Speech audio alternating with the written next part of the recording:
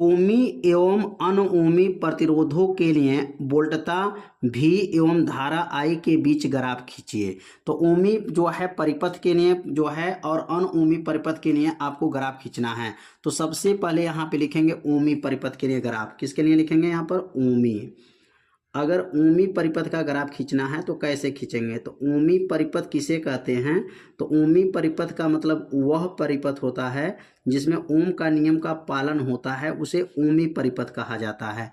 तो ओमी परिपथ का जो ग्राफ खींचा जाता है तो यहाँ से लेकर के सीधा आपको यहाँ पर 90 अंश का कोण पहले बनाया जाता है। सबसे पहले क्या करेंगे?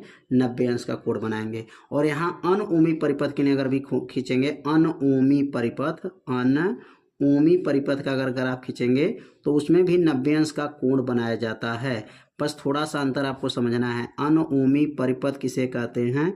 वे परिपथ जिसमें ओम का नियम का पालन नहीं होता है उसे अनओमी परिपथ कहा जाता है। तो यहाँ पर भी कितने अंश का कोण बनाएंगे? यहाँ पर भी 90 अंश का कोण बनाया जाता है। ओमी और अनओमी परिपथ में दोनों में 90 अंश का कोण बनाया जाता है। बस अंतर यह रहता है कि अगर इसमें V और I के बीच में सीधी सरल रेखा जाता है, क्योंकि ये V है और ये क्या है? I है, ठीक ना। ये V और I इसको मानेंगे। अगर बीच में सीधा सरल रेखा जाता है तो यह ओम का नियम का पालन करता है। और ये V, यह जो V है और V और I के बीच में जो है सीधी रेखा नहीं जाता है, यहाँ पर I है, यह धारा मानेंगे। और विभवांतर, यहाँ से ये वोल्टेज हो गया और ये धारा के बीच का जो है कोण आपको ध्यान देना है, 90 अंश का कोण रहेगा। 90 अंश में अगर ये सीधी रेखा जाएगा तो ओम का नियम पालन होगा।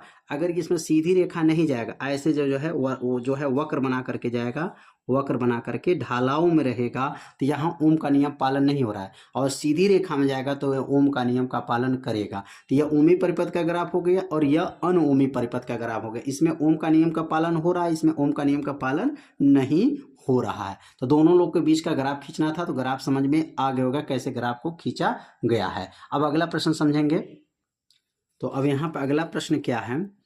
एक चालक पर 2.4 × 10⁻−18 कूलाम धनात्मक आवेश है। ध्यान दीजिएगा, यहाँ पर धनात्मक आवेश है। बताइए कि चालक पर कितने इलेक्ट्रॉनों की कमी या अधिकता है।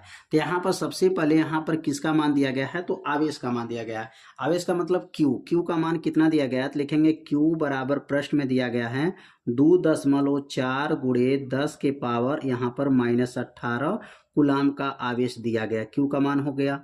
और यहाँ पर बताना है कितने इलेक्ट्रॉनों की संख्या होगा। तो N बराबर प्रश्नवाचक हो जाएगा।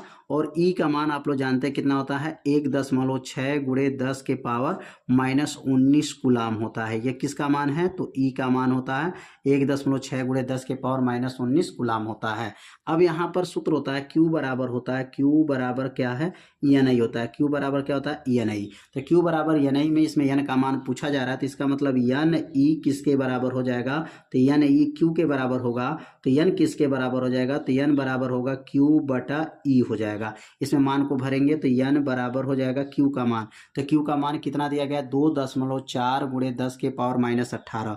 तो 2.4 × 10⁻−18 दिया गया है बटा E का मान होता है 1.6 × 10⁻−19 कूलाम होता है।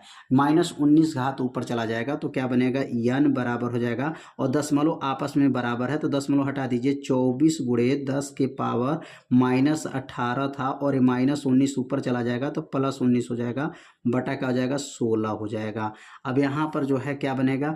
अब 19 घात में से 18 घात घटा देंगे तो N बराबर क्या बनेगा? 24 × 10⁻, 19 में से 18 जाएगा तो 1 हो जाएगा, पूरे का बटा हो जाएगा, नीचे हो जाएगा 16। अब N बराबर 24 में 10 का गुणा करेंगे तो 240 हो जाएगा, 240/16 हो जाएगा। 16 से भाग कर दीजिए, 16 से जब भाग करेंगे तो N बराबर कितना आ जाएगा? तो N बराबर आएगा 15 आ जाएगा। कितना आएगा?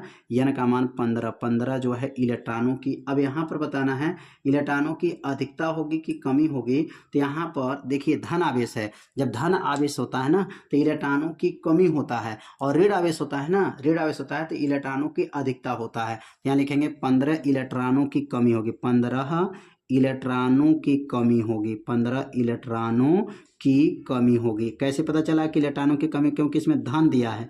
जब धन आवेश रहेगा तो कमी और ऋण आवेश रहेगा तो अधिकता। ये बात को आपको ध्यान से समझना है कि अगर यहाँ पर प्रश्न में धनात्मक आवेश है तो इलेक्ट्रॉनों की कमी होगा और ऋणात्मक आवेश है तो इलेक्ट्रॉनों की क्या होगा? अधिकता होगा। तो इसमें 15 जो कहाँ से है, 16 में 240 का भाग किए 15 है, 15 इलेक्ट्रॉनों की क्या हो जाएगा? कमी हो जाएगा। तो उम्मीद करते हैं ये प्रश्न आप लोग को अच्छे से समझ में आ गया होगा। इसमें कौन सा फार्मूला लागू किया गया है? तो Q बराबर NI की सहायता से N का मान को निकाला गया है।